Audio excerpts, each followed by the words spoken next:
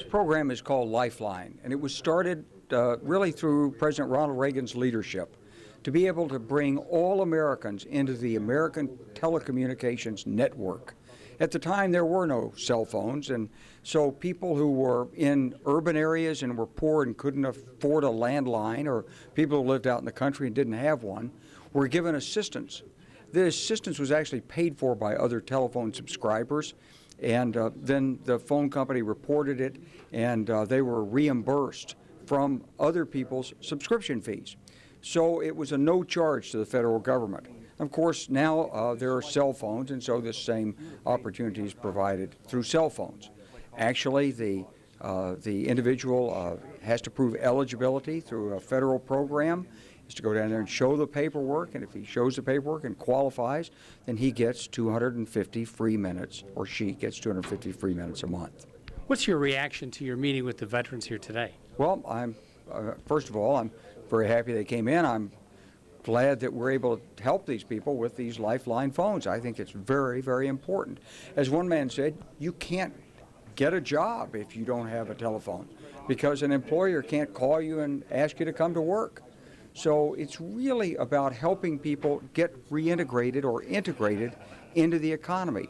It's also about reporting safety conditions and public health problems and other things when houses collapse or there's a traffic accident or something like this. So this is part of, in modern America, we are a connected society, at least through voice. Now these are basic phones. There's no internet on these phones. They can receive text messages, can't send them. It's just basic. It's for calling 911 and getting a notification from an employer. It's basically what you do with this phone. I thank God for this phone. That's the reason I came. But since I had this phone, it saved my wife's life because she caught a stroke. And if you know about a stroke, when you first catch a stroke, the first 2 hours is very crucial. Because if I wouldn't have had the phone to call 911, she might have died, or she'll still be paralyzed on one side. I'm a working professional. I have 2 master's degrees. My background is in social work and mental health. 2008, I lost my job and was not able to find another one. And I had a paid-for cell phone, which I quickly was not able to pay for anymore. And I was unemployed and homeless for almost 3 years. I did not know about the Obama phone program whatsoever until a homeless shelter I was staying at. They told me about them, got one, and son of a gun, I'm able to give people phone numbers where they can call me. And since then, I've been employed at least part-time since then. Just night and day, it is just about impossible to get a job in our society, in our technological society, without a phone. The people that are going to hire you, they've got to be able to get a hold of you, and they're giving them a phone number to your next door neighbor or to the homeless shelter you're staying at. Right. Just really doesn't work so good sometimes, as you can imagine. 2 weeks ago, the house fell out in between our house. If I didn't have this phone, I called the fire department. I called Mr. Gray, who just left a little while ago, the building inspector. If I didn't have that phone, because everybody else was asleep in the neighborhood, if I didn't have that phone at that time, our house would have been on fire and the house next door. So I really appreciate having this phone. It is a lifeline, because without it, I wouldn't be able to make it, and I have no job, so I can't pay for a monthly service. So it really is a help. And then to get on the internet, and then when you put the applications in on the internet, you have to leave your phone. And they always ask you, do you have a telephone? And then there's a lot of veterans and homeless people who's being forgotten, but with their Lifeline phone, they can always get in touch with family, friends, to let them know that it's all right. So a Lifeline phone is very good. I hope the program continues, because if it ends, a lot of thousands of people will have no access to a phone. A few years ago, I lost my job. Went through a very tough time financially, and was spent several years unemployed and homeless. I since then have gotten a Lifeline phone, which enabled me to get a job, and I really appreciate the program. I think it's very important. How did Lifeline help you get a job? Well, simply put, every application, every place I applied, they wanted a phone number, and I couldn't give them one until someone told me about the this phone program, the Lifeline phone program. After that, I was able to get a job. It's just simply you don't get a job without a phone. Lifeline has helped me in numerous ways. Sometime when you're out looking for a job, and when the interview's done, you may need a phone, or a cell phone, or some kind of communication for a person to reach you back. And if you don't have a phone, it does make things difficult. Lifeline has saved me numerous time, trouble, organizational time, communication, even among family members occasionally.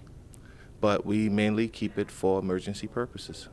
First of all, I was paralyzed from waist down for a couple of years, and that's why I thank God for the Lifeline phone, because first of all, it helped save my wife's life, because she caught a stroke, and without this phone, she would have died, because I got her to the hospital on time by calling 911.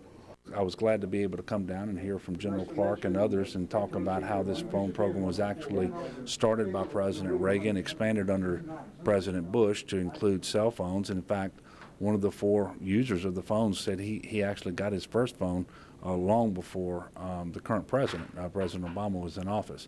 And I know that over 10% of the users nationwide are veterans, and it's certainly over 10% here in Louisiana as well are veterans. And whether you're a veteran or not, having access to emergency services and having a phone actually allows you to get a job in many cases, because I can't imagine you have many employers out there willing to hire people who don't have a phone that they can communicate with their employee with. So I think it's a program that's certainly worth looking at, and we shouldn't accept the blanket criticisms that get thrown at it by various people, and so I was pleased to be able to be here and learn more about the program.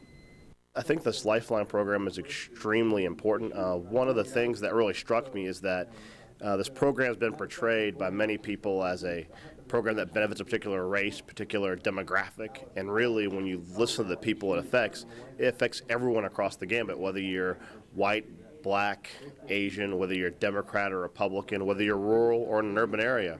This program is essential to making sure that people who are in vulnerable populations, whether that be someone who is receiving some sort of financial assistance, or if it's somebody who's a disabled veteran trying to stay connected to society, this program is extremely important in making sure everyone is still interconnected, is still part of society, and it's very, very important, not just for a public safety or a public health perspective, but even in fighting crime. In a city like New Orleans, where we have such a high murder rate, the fact that this program provides those people, those individuals who are on energy assistance to senior citizens or those disabled veterans who aren't able to leave their homes, it gives them a lifeline, so to speak, that when they see a crime taking place outside, they can make that phone call and let 911 know. It's very, very, very important, and it can't be discounted. And this program is a very important part of that. What's the threat to the program? I think the program is just misunderstood, and it's been, because it hasn't been explained well, it's been held hostage to political campaign sloganeering. And so it's a nasty partisan campaign designed to take the essential access to telecommunications away from the neediest and most deserving members of our society. And it's done without the American people really understanding what the program's about. If people understood this, if they understood that there's millions of people who get this assistance, that is provided at no expense to the United States government, that about 10% of the recipients are veterans, and about 60% are senior citizens. So this is just a way of helping people get onto the economic ladder. These people are clinging on to the bottom rung, and without access to a telephone, they can't move up. If people have questions like more information about the Lifeline program, what should they do? Well, they should contact their local phone company, because the local phone company has all the information, all the eligibility criteria. They walk right in and say, I heard there's a Lifeline phone service available. Can I be considered eligible? And at that point, they'll get all the information on how to join the program.